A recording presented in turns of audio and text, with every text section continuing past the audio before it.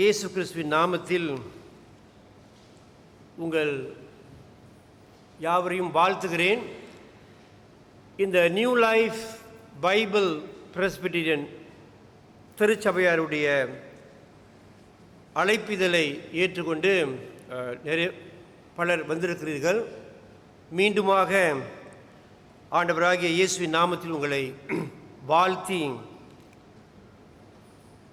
வரவேற்கிறோம்.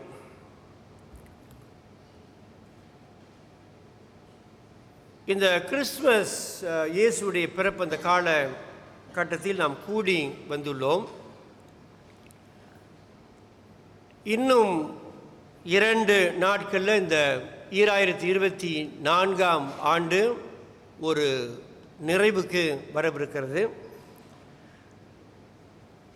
இன்றைக்கு இப்படியாக நாம் கூடி வந்தது நல்ல ஒரு காரியம்.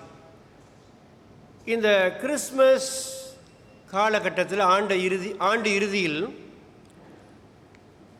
பரிசு கொடுப்பது, பரிசு பெறுவது, இது பாரம்பரியமாக பல வருடங்களாக நடந்து கொண்டு வருகிறதை நாம் யாவரும் அறிவோம்.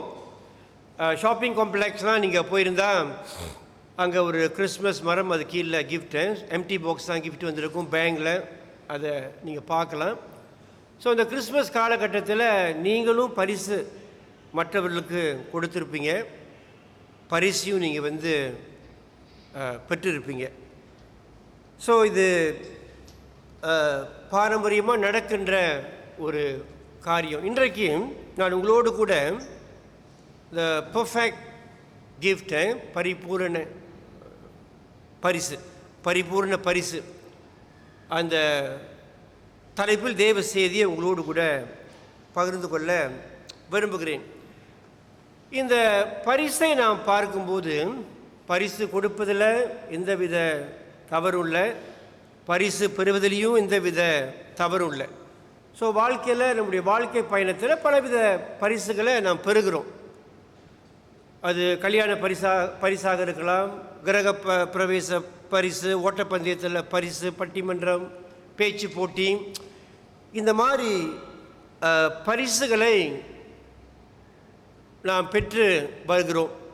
நீங்களும் நானும் பரிசுகளை பெற்றிருக்கிறோம். ஆனால் இந்த பரிசுகளை நாம் பார்க்கும்போது நீங்களும் நானும் பெற்ற பரிசு அது நிரந்தரமற்ற பரிசு, நம்மோடு கூட நிரந்தரமாக இருக்காது. மற்றொன்று, சில சமயத்தில் நமக்கு கொடுக்கப்படுகின்ற பரிசு நமக்கு ஏதுவான பரிசாக இருக்காது. சில சமயத்தில் நமக்கு தேவையில்லாத, கிறிஸ்மஸில் கூட தேவையில்லாத ஒரு பரிசு சிலர் வழங்க கூடும்.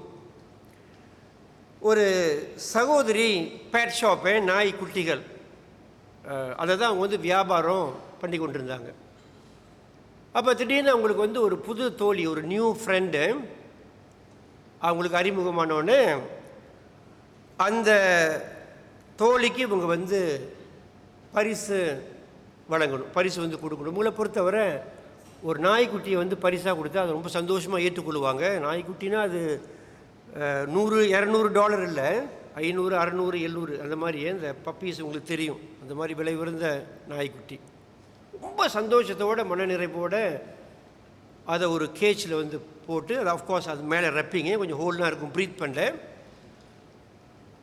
காரில் கொண்டு அவங்க வீட்டில் போய் அந்த நாய்க்குட்டியை, அவங்களுடைய பிறந்த நாள், அந்த தோழியுடைய பிறந்த நாளில் அந்த நாய்க்குட்டியை அவங்களுக்கு அன்பளிப்பாக கொடுத்துட்டாங்க. பெற்ற சகோதரிக்கு அது நாய்க்குட்டி அப்படின்னு தெரியாது. அதை சந்தோஷமாக பெற்று ஒரு மூலையில் எடுத்து வச்சுட்டாங்க. என்னமோ நல்ல பரிசு பொருளுக்கு, ஆனால் கொஞ்சம் பெருசாக இருந்ததில்ல, இது கொஞ்சம் ஸ்பெஷலாக இருக்குது, மற்ற விருந்தினர்கள்லாம் வந்துருக்கிறாங்க, கொஞ்சம் பிஸியாக இருந்தாங்க, அதனால் ஒரு இடத்துல வச்சுட்டாங்க. அப்புறம் எல்லோரும் போன பிறகு அதை திறந்து பார்த்தோன்னே, நாய்க்குட்டியை பார்த்தோன்னே அவங்களுக்கு கோபம் உங்கள் வீட்டு எங்கள் வீட்டு கோபம் இல்லை. ஏன்னா அவங்களுக்கு என்ன சொல்ல வரேன்னா, நாயினாவே அவங்களுக்கு பிடிக்காது, நாயும் பிடிக்காது, நாய்க்குட்டியும் பிடிக்காது. அப்போ என்ன செஞ்சாங்க, அன்று இரவே அந்த நாயை அந்த வீட்டிலேருந்து அப்புறப்படுத்தணும், ஏதாவது செய்யணும். அப்படின்னு ஒரு முடிவெடுத்து, நல்லவேளை நாய்க்குட்டியை கொள்ளல அவங்க, ஒரு முடிவெடுத்து அந்த இரவோடு இரவு வேற ஒரு வீட்டில், அவங்களுக்கு தெரிஞ்ச ஒரு வீட்டில் போய் அந்த நாய்க்குட்டி இது எனக்கு வந்து வேண்டாம் நீங்கள் வச்சுக்கிங்க அப்படின்னு அவங்க அதை வந்து கொடுத்துட்டாங்க. ஸோ இது ஒரு சின்ன ஒரு உதாரணம். அது மாதிரி வாழ்க்கையில் உங்களுக்கும் எனக்கும் கூட சில சமயத்தில் திருமணத்தில் ரைஸ் குக்கு அதெல்லாம் வந்து கொடுப்பாங்க. சில சமயம் நினைக்கிறேன் உங்கள் வீட்டில் கொடுத்த ரைஸ் குக்கை இன்னும் வீட்டில் வச்சுருங்க, யூஸ் பண்ணல. ஏன்னா ஏற்கனவே உங்களுக்கு உங்கள் வீட்டில் 2 ரைஸ் குக்கர் இருக்குது, 3 இருந்தது, 1 நீங்கள் யூஸ் பண்ணுறீங்க, 2 ஷெல்ஃபில் இருக்குது. இப்போ பரிசாக வந்தது 3வது ரைஸ் குக்கர். ரைஸ் குக் பண்ணுற எத்தனை ரைஸ் குக்கர் தேவை?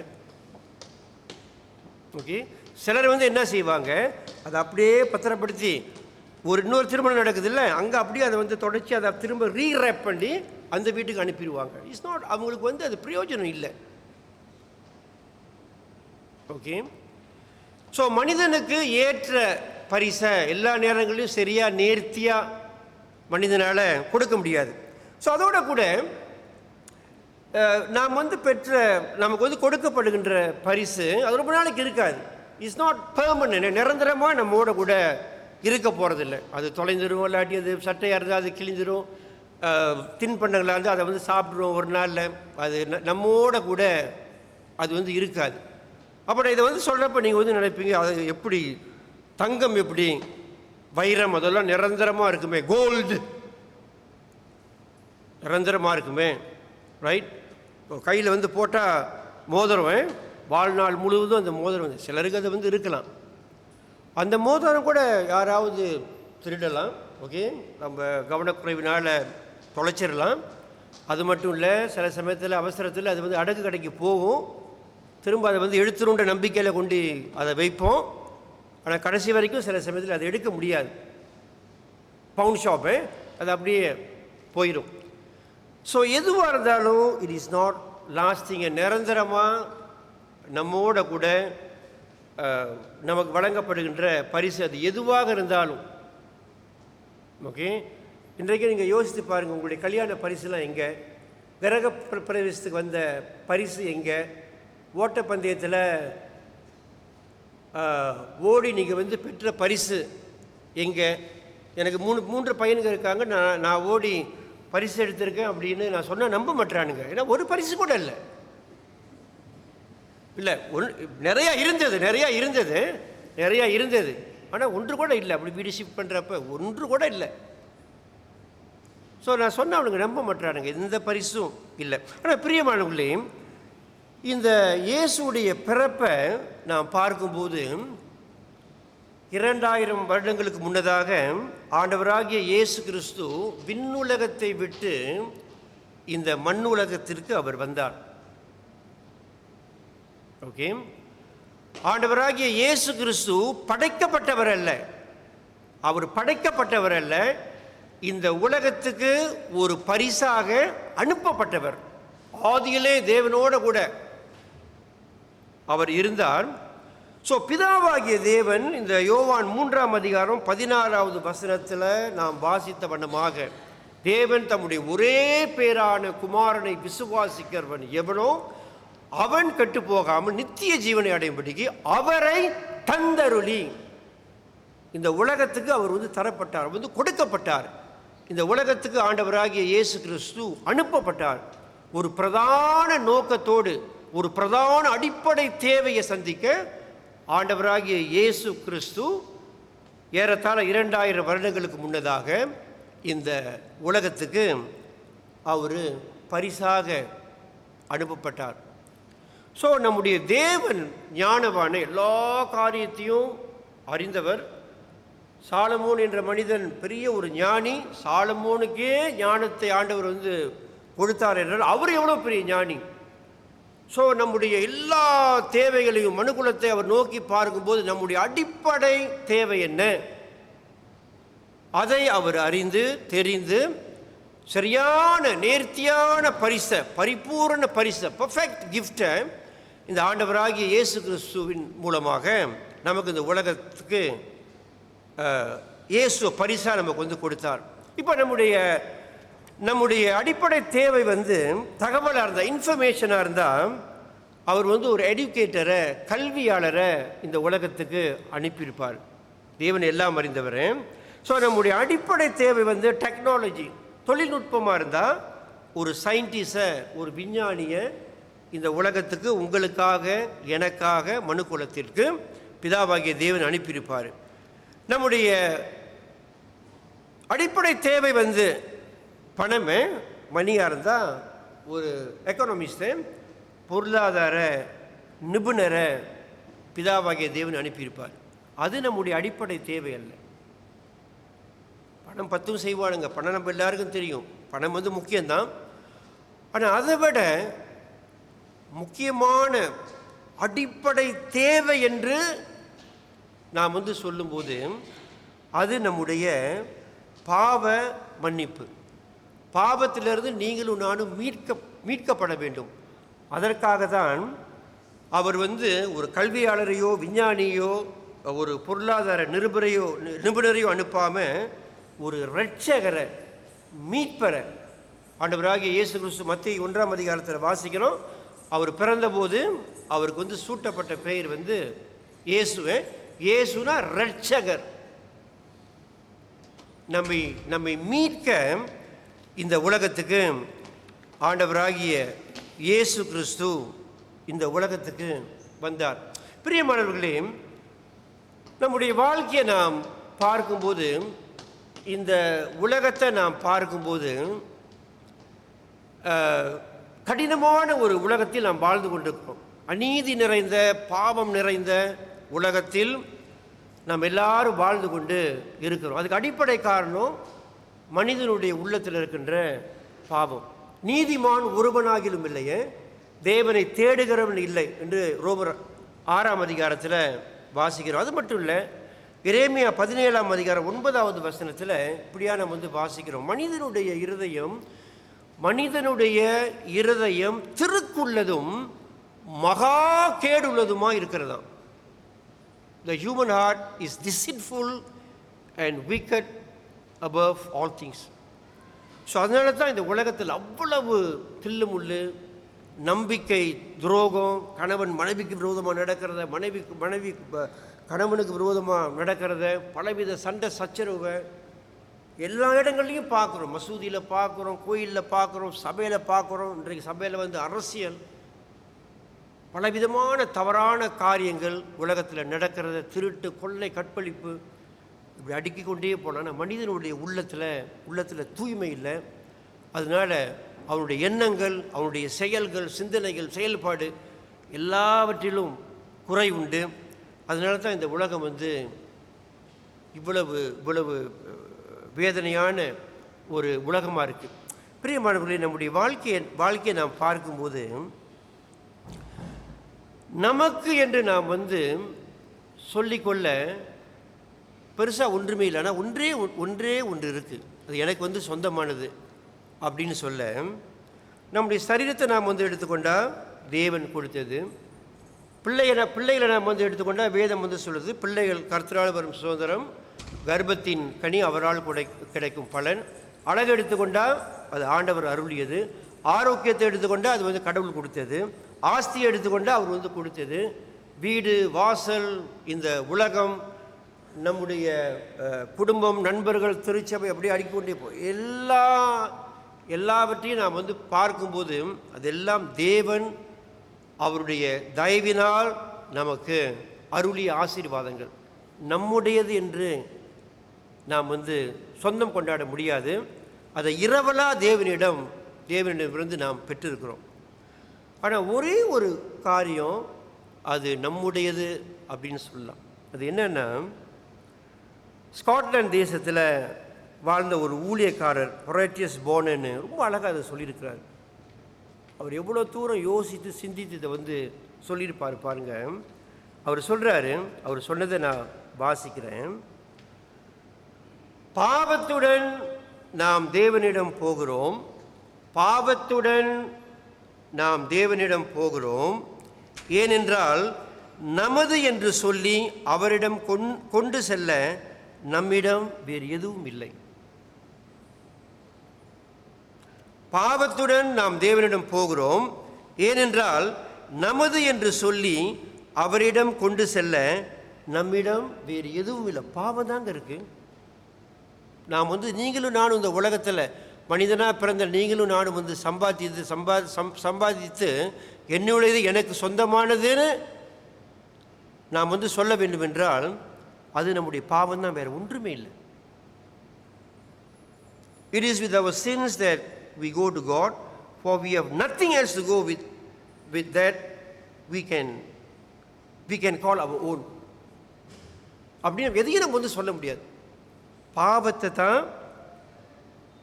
பாவம் தான் நமக்கு சொந்தமானது அப்படின்னு நம்ம சொல்ல முடியும். ஆனால் பிரியமானவர்களை பாருங்கள், இந்த கிறிஸ்துமஸை கூட நாம் நினைவு கூறும்போது ஆண்டவராகிய இயேசு கிறிஸ்து இந்த உலகத்துக்கு வந்தார், பல காரியங்களை செய்தார், பல அதிசயங்களை செய்தார், மக்களுக்கு ஆகாரம் கொடுத்தாரு, பார்வை இல்லாதவர்களுக்கு பார்வை கொடுத்தாரு, பலவித அற்புதங்கள் அடையாளங்கள் பெரிய பெரிய காரியங்களை, தண்ணீரை திராட்சை ரசமாக மாற்றினார். இது எல்லாத்தையும் அவர் ஆனால் பிரதானமாக இந்த உலகத்துக்கு ஆண்டவராகிய இயேசு கிறிஸ்து வந்த நோக்கம் காணாமல் போனதை தேடவும் ரட்சிக்கவும் தான் அவர் வந்தார். உங்களையும் என்னையும் மீட்க, பாவ பிடியில், பிசாசுடைய பிடியில் சிக்கி தவிக்கின்ற ஒவ்வொரு மனிதனுக்கும் விடுதலையை கொடுக்க, அவனுடைய பாவத்தை மன்னிக்க, அவனுடைய பாவத்தை போக்க தான் ஆண்டவராகிய இயேசு கிறிஸ்து இந்த உலகத்துக்கு வந்தார். அதை நாம் இன்றைக்கு இந்த இந்த இந்த இந்த வருடம் ஒரு முடிவுக்கு வரும்போது அதை நாம் உணர்வது மிக மிக அவசியம். பிரதானமாக 3 காரியங்கள் அவர் செய்கிறாரு. அதை எபிரேயர் புத்தகம் 1ஆம் அதிகாரத்தில் ரொம்ப அழகாக நமக்கு எழுதப்பட்டிருக்கிறது. நான் அந்த 3 வசனங்களை உங்களுக்கு வாசிக்கிறேன். பூர்வ காலங்களில் பங்கு பங்காகவும் வகை வகையாகவும் தீர்க்கதரிசிகள் மூலமாய் பிதாக்களுக்கு திருவுளம் பற்றின தேவன் இந்த கடைசி நாட்களில் குமாரன் மூலமாய் நமக்கு திருவுளம் பற்றினார். இவரை சர்வத்துக்கும் சுதந்திரவாளியாக நியமித்தார். இவரை கொண்டு உலகங்களையும் உண்டாக்கினார். இவர் அவருடைய மகிமையின் பிரகாசமும் அவருடைய தன்மையின் சொரூபமாயிருந்து சர்வத்தையும் தம்முடைய வல்லமை உள்ள வசனத்தினாலே தாங்குகிறவராய் தம்மாலே தாமே நம்முடைய பாவங்களை நீக்கும் சுத்திகரிப்பை உண்டு பண்ணி உன்னதத்தில் உள்ள மகத்துவமானவருடைய வலது பாரிசத்தில் உட்கார்ந்தார். இந்த ஆண்டவராகிய இயேசு கிறிஸ்து இந்த உலகத்தில் பிரதானமாக மனிதனுக்கு 3 பணிகளை அவர் செய்கிறார். ஒன்று அவர் தீர்க்கதரிசி, ப்ரொஃபெட், நம்மோட கூட பேசுகின்றார். அவர் மேல் நாம் நம்பிக்கை வைக்கும்போது அவர் பேசும் தெய்வம், அவருடைய இறை வார்த்தையின் வாயிலாக நம்மோடு கூட பேசுகிறார். 2வது, அவர் நம்முடைய பிரதான மத்தியஸ்தர், பிரதான ஆசாரியர். 3வது, நம்முடைய ராஜா. அந்த 3 பணியையும் அவர் செய்கிறார். பாவத்திலிருந்து உங்களையும் என்னையும் மீட்பதற்காகத்தான் ஆண்டவராகிய இயேசு கிறிஸ்து இந்த உலகத்துக்கு வந்தார். அவர் பிறந்தார், வாழ்ந்தார். அந்த நேரம் வரும்போது அவர் சிலுவையில் அறையப்பட்டார். வேதம் சொல்லுகிறது, இரத்தம் சிந்துதல் இல்லாமல் பாவ மன்னிப்பு உண்டாகாது. பழைய ஏற்பாட்டு காலத்தில் மிருகப்பலி செலுத்தப்படுவதை நம்ம பார்க்குறோம். இன்றைக்கும் புற மதஸ்தார் அந்த மிருகங்களை பலியாக செலுத்துகிறாங்க. குறிப்பாக இந்துக்கள் முனியாண்டி ஆலயத்தில் தீபாவளிக்கு முந்தின நாளில் ஒரு கடாவை பலியிடுவாங்க. இந்த கடா வெட்டப்பட்டு ரத்தம் தெளிக்கப்படும். இது அனுபவ ரீதியில் நான் கண்டிருக்கிறேன். அந்த சடங்கில் நான் பங்கு கொண்டிருக்கிறேன். நான் சிங்கப்பூரில் ஜூரோங்கில் ஒரு கிராமத்தில் 35 வருடங்களுக்கு முன்பு நான் அங்கே தான் நான் பிறந்து வளர்ந்தேன். எங்கள் அப்பா தான் காரிய சித்தி. அந்த கடாவை கொண்டு போகும்போது கொம்பில் கயிறு கட்டி முன்னுக்கு இழுக்கணும். அதான் நான் செஞ்சேன். கொம்பில் இப்படி இழுக்கணும், இந்த பக்கமாக கடா பின்னங்காலை கட்டி அந்த புறமாக இழுக்கணும். இழுத்து மஞ்சள் தண்ணியை தலையில் ஊற்றி அந்த சாறு அப்படியே தண்ணீர் இந்த கண்ணுக்கு போகும்போது அந்த கடா இப்படி தலையை சிமிட்டும். அவளை பொறுத்தவரை அது அறிகுறி, சம்மதம் தெரிவிச்சிருச்சு அப்படின்னு வெட்டுவாங்க. ரத்தம் பீறி அடிக்கும். ஆனால் பிரியமானவர்களே, இப்படி தான் மிருகப்பலிகளை பழைய ஏற்பாட்டில் பார்க்குறோம். இன்றைக்கும் புற மதஸ்தார் அது இன்றைக்கு வரைக்கும் செய்து வராங்க. ஆனால் ஆண்டவராகிய இயேசு கிறிஸ்து வேதம் சொல்லுகிறது, ஒரே தரம், ஒன்ஸ் அண்ட் ஃபார் ஆல், நம்ம எல்லாருடைய பாவங்களையும் ஏற்றுக்கொண்டு உங்களுடைய பாவத்துக்காக, என்னுடைய பாவத்துக்காக, 1 யோவான் 2ஆம் அதிகாரத்தில் சர்வ லோகத்தின் பாவங்களையும் சுமந்து நம்முடைய பாவ கடனை அவர் கட்டினார். இரத்தம் சிந்துதல் இல்லாமல் பாவ மன்னிப்பு உண்டாகாது. இந்த பெரிய வெள்ளியை குட் ஃப்ரைடே, அது இயேசு நம்முடைய பாவங்களுக்காக மரித்த நாள் நினைவு கூறப்படுகிறது. அதை பெரிய வெள்ளின்னு சொல்கிறோம். அது மட்டும் இல்லை, அதை ஒரு நல்ல வெள்ளின்னு சொல்கிறோம். அது எப்படிங்க? நம்ம ஒரு கேள்வி கேட்கலாம். ஆண்டவராகிய இயேசு மரித்த ஒரு நாள், மனுக்குலத்துக்காக மரித்த ஒரு நாள், அந்த இறந்து போன நாள் எப்படி பெரிய வெள்ளியாகும்? அதை எப்படிங்க நல்ல வெள்ளி அப்படி என்று சொல்லலாம் அப்படின்ற கேள்வி நமக்கு எழும்பலாம். ஆனால் பிரியமானவர்களே, அதுக்கு சரியான பதில் ஆண்டவராகிய இயேசு கிறிஸ்து மனுக்குலத்திற்கு நல்ல ஒரு காரியத்தை, யார் எவரும் செய்யாத நல்ல காரியத்தை அந்த நாளில் அவர் செய்தார். அதனால்தான் அதுக்கு நல்ல வெள்ளி என்று பெயர். அது மட்டும் இல்லை, பெரிய வெள்ளின்னு சொல்கிறாங்க. பெரிய காரியத்தை செய்தார். வேற யாருமே அப்படிப்பட்ட ஒரு காரியத்தை மனுக்குலத்துக்கு செய்யலை. அதனால தான் ஆண்டவராகிய இயேசு கிறிஸ்துவை நம்ப வேண்டும். ஆண்டவராகிய இயேசு கிறிஸ்து பிறந்தபோது லூக்கா 2ஆம் அதிகாரத்தில்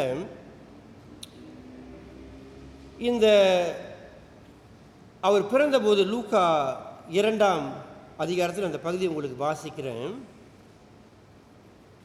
இந்த உலகத்துக்கு மனித அவதாரம் எடுத்து அவர் வந்தார். அவரை யார் எவரும் படைக்கவில்லை. ஏனால் அவர் தேவன். இந்த உலகத்துக்கு அவர் அனுப்பப்பட்டார்.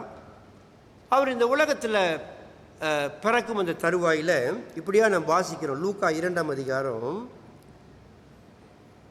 5ஆம் வசனம். கலிலேயா நாட்டில் உள்ள நசரேத்தூரிலிருந்து யூதேயா நாட்டில் உள்ள பெத்லகேம் என்னும் தாவீதின் ஊருக்கு போனான். அவ்விடத்தில் அவர்கள் இருக்கையில் அவளுக்கு பிரசவ காலம் நேரிட்டது. அதாவது இயேசுடைய தாயை அந்த பிரசவம் நெருங்கிவிட்டது. அந்த சமயத்தில் அவள் தன் முதற் பேரான குமாரனை பெற்று சத்திரத்திலே அவர்களுக்கு இடம் இல்லாதிருந்தபடியினால், அதாவது ஒரு தங்கும் விடுதி, வெளித்திரையில் பிரசவிக்க முடியாது, அது அது அது அது சரியில்லை. ஒரு ரூமை, ஒரு அறை, அந்த அறையை நடத்துகின்றவர் கொஞ்சம் யோசிச்சு பாருங்கள். அந்த அறையை நடத்துகின்றவர் நீங்கள் அங்கே போய் ஒரு அறையை இந்த பிரசவத்துக்கு கேட்டபோது தங்குவதற்கு எங்களுடைய இந்த தங்கும் விடுதியில் இடம் இல்லைன்னு சொல்லிட்டாங்க. ஃபுல் ஹவுஸ்ன்னு சொல்லிட்டாங்க, இடம் இல்லை. ஆனால் கொஞ்சம் யோசிச்சு பாருங்கள். ஆனால் பிறக்கவிருக்கிற இந்த குழந்தை விசேஷித்த குழந்தை. இது சாதாரண குழந்தை அல்ல, இது அசாதாரண குழந்தை. பிறக்கவிருக்கின்றவர் ராஜாதி ராஜன், தேவாதி தேவன், அவர் உலக ரட்சகர் அப்படின்னு அந்த விடுதியை நடத்துகின்ற உரிமையாளருக்கு தெரிஞ்சிருந்தா, நான் நினைக்கிறேன் எப்படியாவது ஒரு இடத்த கொடுத்துருப்பார். ஏதாவது ஒரு இடத்த தயார் பண்ணி, ஒரு இடத்துல ஏதாவது கொஞ்சம் திங்ஸ்லாம் கூட வச்சுருப்பாங்க. அதெல்லாம் அப்புறப்படுத்தி, ஏன்னா அது விசேஷ குழந்தை, இது பெரிய ஒரு பாக்கியம். நாம் நடத்துகின்ற விடுதியில் ஆண்டவராகிய இயேசு கிறிஸ்து தெய்வமே பிறக்கவிருக்கிறாரே, ஐயோ அது எவ்வளோ பெரிய ஒரு பாக்கியம் நமக்கு அப்படின்னு தெரியும். ஏதாவது ஏற்பாடு செய்திருப்பாங்க. ஆனால் அறியாமை, அவங்களுக்கு தெரியல. அவங்க நினச்சாங்க இது ஒரு சாதாரண குழந்தை அப்படின்னு. ஆனால் பிரியமானவர்களே, அதை ஒப்பிட்டு பார்க்கும்போது இன்றைக்கு இங்கே இருக்கிற உங்கள் எல்லாருக்கும், இங்கே இருக்கிற நினைக்கிறேன், இங்கே இருக்கின்ற நம்ம எல்லாருக்கும் இயேசுவை பற்றி நாம் எல்லாரும் கேள்விப்பட்டிருக்கோம். இயேசுவை பற்றி கேள்விப்படும்போது இயேசு நல்லவர், இயேசு வல்லவர், அவர் பாவத்தை போக்க வந்தவர், அவர் வாழ்வளிக்கும் தெய்வம். இயேசுவை நம்புறவங்க நல்லா இருக்கிறாங்க. அந்த இயேசு நல்லவர், அவர் வல்லவர், அவர் உண்மையானவர், அவர் போதுமானவர், அவரிடத்தில் பாவ மன்னிப்பு உண்டு அப்படின்னு இங்கே இருக்கிற நம்ம எல்லாருக்கும் தெரியும். அந்த உண்மை தெரிந்தும் அவருக்கு நம்முடைய உள்ளத்தில் ஒரு இடத்தை கொடுக்காம நீங்களும் நானும் இருக்கலாமா? அது ஞானமான ஒரு செயலா? அதாவது இயேசு எப்படிப்பட்டவர், அவர் யார் என்று நமக்கு தெரியும். அவரை நம்பியவர்கள் கெட்டு போனதில்லை, அவரை நம்பியவர்கள் வெட்கப்பட்டு போனதில்லை, அதெல்லாம் நமக்கு தெரியும். காலகாலமாக கேட்டுக்கொண்டிருக்கிறோம். உங்களுக்கும் எனக்கும் இங்கே வந்தவர்களுக்கு இது முதல் கிறிஸ்மஸ் இல்லை, இது முதல் முறையாக நீங்கள் கேட்கிற செய்தி அல்ல. ஸோ அதனால் பிரியமானவர்களே, இந்த 2024ஆம் ஆண்டு ஒரு முடிவுக்கு வருவதற்கு முன்னதாக இந்த விலையேறப்பட்ட பரிசு, வேதம் இன்னொரு இடத்துல வந்து சொல்லுது, 2 கொரிந்தியர், சொல்லி முடியாத ஈவு, அன்ஸ்பீக்கபிள் கிஃப்ட். இந்த பரிசை, இந்த இயேசுவாகிய பரிசை குறித்து விவரித்து சொல்ல முடியாது, வார்த்தையினால் விவரித்து சொல்ல முடியாது. அவர் வந்து விசேஷமான ஒரு பரிசு. அந்த பரிசை நீங்களும் நானும் எப்படிங்க பெறாமல் இருக்கலாம்? அதை பெறாமல் இருந்தால் அது அஞ்ஞானமான ஒரு செயல் அல்லவா? அது மூடத்தனமான ஒரு செயல் அல்லவா?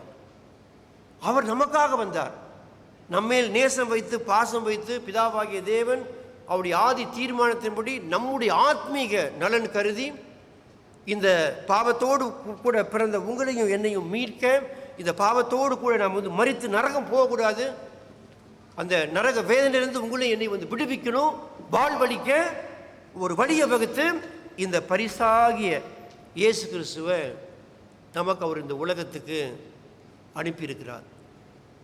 அதை நான் பெறாமல் இருக்கலாமா? ஆண்டவராகிய இயேசு கிறிஸ்துவே இப்படி வந்து சொல்கிறாரு, வருத்தப்பட்டு, மத்தேயு 11ஆம் அதிகாரம் 28வது வசனத்தில், வருத்தப்பட்டு பாரம் சுமக்கின்றவர்களே நீங்கள் எல்லாரும் என்னிடத்தில் வாருங்கள். இந்த உலகத்தில் பாருங்கள், எவ்வளவு பாரங்கள், எவ்வளவு கவலை. எத்தனை கோடி பணம் இருந்தாலும் நிம்மதி வேண்டும். வீட்டில் பாடலாம் பாடியிருக்கிறாங்க. இந்த குரு நாடகத்தில் கூட வந்து பார்த்தோம், ஆஹா ஓ. நாங்கள் பெரிய துவாஸில் பெரிய ஒரு பிளான்ட் வந்து ஆரம்பித்தார். ஒருவங்க ஜெர்மனிக்கே போயிட்டாங்க, இதெல்லாம் தொழில் பண்ணிட்டு ஜெர்மனிக்கு போயிட்டாங்க. இன்னொருவங்க ஒரு ஹேண்ட்ஃபோன்னால். அதை தான் மனுஷனுடைய வாழ்க்கையில் பார்க்குறோம், ஆஹா ஓ இன்றைக்கு இப்படி வந்து இருக்கிறோம். எதுவுமே நிரந்தரமானது அல்ல. இன்றைக்கு நம்ம வந்து நல்லா இருக்கிறோம், நாளைக்கு நம்முடைய வாழ்க்கை எப்படி இருக்கும் அப்படின்னு நமக்கு தெரியாது. அப்போ இயேசு அந்த அழைப்பு கொடுக்குறார், அவர் வருந்தி அழைக்கிறார். அந்த அன்பின் அழைப்பு, இந்த பாசத்தோடு அழைக்கிறார். வருத்தப்பட்டு பாரம் சுமக்கின்றவர்களே, பல மாதிரி தேவைகள், பலவிதமான கவலைகள், பலவிதமான பாரங்கள், அதோட கூட இந்த பாவம் என்னும் அந்த பாரம் நம்முடைய உள்ளத்தில் இருக்குது, வாட்டி எடுக்குது. நம்ம கடவுளை சரியாக நம்மளால் தரிசிக்க முடியாது. தேவன் பரிசுத்தர்.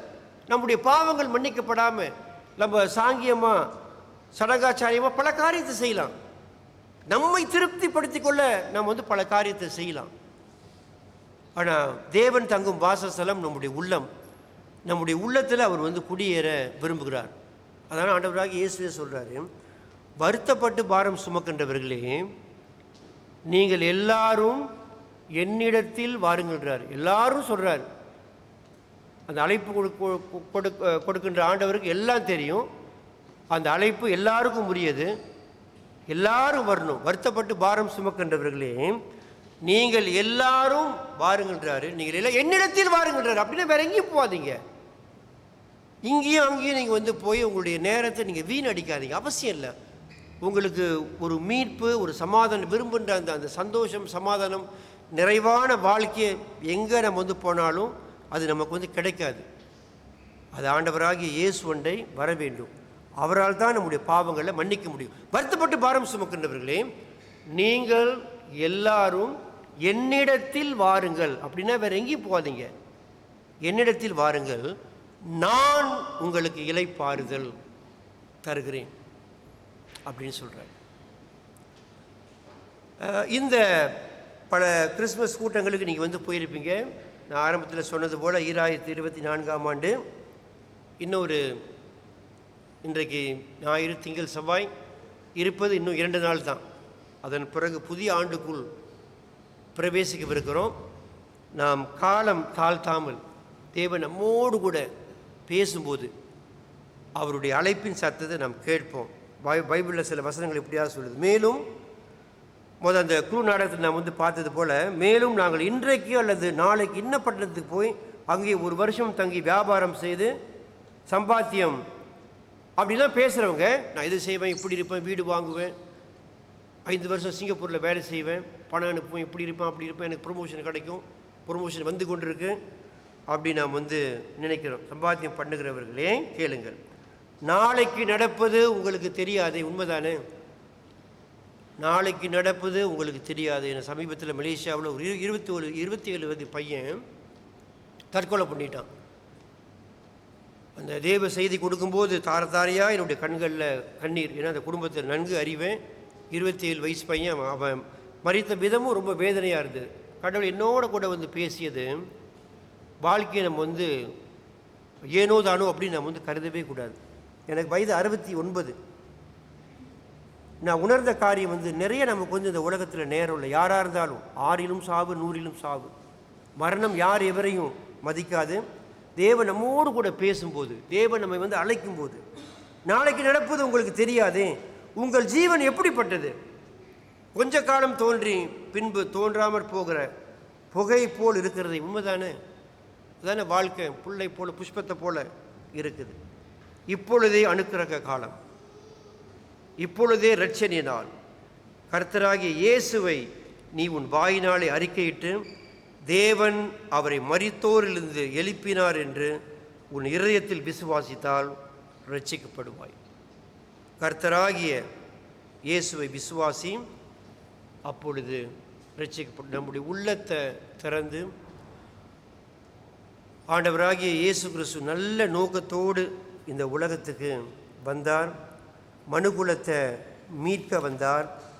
அவர் மேல் நாம் நம்பிக்கை வைக்கும்போது, மனதார அவரை நம்பும்போது நமக்கு வாழ்வு உண்டு. அவர் வாழ்வளிக்கும் தெய்வம் என்பதை நாம் மனதார இன்றைக்கே நம்முடைய வாழ்க்கையை நாம் ஒப்பு கொடுப்போம். நமக்கு கொடுக்கப்பட்ட இந்த பரிசாகிய ஆண்டவராகிய இயேசு கிறிஸ்துவை இன்றைக்கே நாம் ஏற்றுக்கொள்வோம். யாராவது பரிசு கொடுத்தா, யாராவது நம்மளுக்கு பரிசு கொடுக்கும்போது நம்முடைய வாழ்க்கை பயணத்தில் இதுவரைக்கும் ஐயோ எனக்கு பரிசு வேண்டாம் அப்படின்னு நீங்களும் நானும் சொல்லியிருக்கிறோமா? இல்லை எனக்கு வேண்டாம், நிறையா பரிசு வாங்கிட்டேன், எனக்கு வேண்டாம், வேறு யாருக்காவது கொடுங்க, எனக்கு பரிசு வேண்டாம், பரிசுனா எனக்கு பிடிக்காது அப்படின்னு நீங்களும் நானும் சொல்லியிருக்கிறோமா? கொடுக்கப்பட்ட பரிசை சந்தோஷமாக நாம் பெற்றுக்கொள்கிறோம். அது எப்படிப்பட்ட ஒரு பரிசாக இருந்தாலும் அதை நாம் சந்தோஷமாக பெற்றுக்கொள்கிறோம். பிதாவாகிய தேவன், நம்மை உருவாக்கிய தேவன், அவன் நமக்கு கொடுக்கின்ற இந்த பரிசு ஆண்டவராகிய இயேசு கிறிஸ்து. அந்த பரிசை நாம் மறுதளிக்கலாமா? அதை புறக்கணிக்கலாமா? வேண்டாம் அதை உதறி தள்ளலாமா? அப்படி நாம் உதறி தள்ளினால் அது ஞானமான செயல். இந்த பரிசை நாம் பெற்றுக்கொள்வோம். இன்றே பெற்றுக்கொள்வோம். தாமதிக்காமல் இன்றே நாம் பெற்றுக்கொள்வோம்.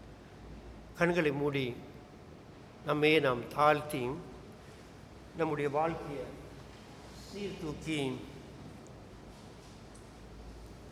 பார்த்து, அவரை ஏற்றுக்கொண்டவர்கள் அவருக்காக வாழவும், அவரை ஏற்றுக்கொள்ளாதவர்கள் அவரை ஏற்றுக்கொள்ளவும் நான் பணிவோடு கேட்டுக்கொள்கிறேன். ஒரு பாடலை நாம் கேட்போம்.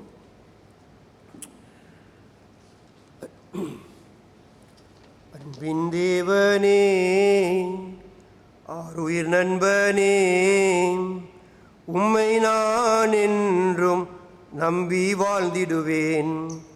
உம்மை நான் என்றும் நம்பி வாழ்ந்திடுவேன். என்னை நீர் படைத்தீர், பாதுகாத்து வந்தீர், பாவங்களை மன்னித்து பரலோகம் சேர்ப்பீர். பாவங்களை மன்னித்து பரலோகம் சேர்ப்பீர். அன்பின் தேவனே, ஆருயிர் நண்பனே, உம்மை நான் என்றும் நம்பி வாழ்ந்திடுவேன்.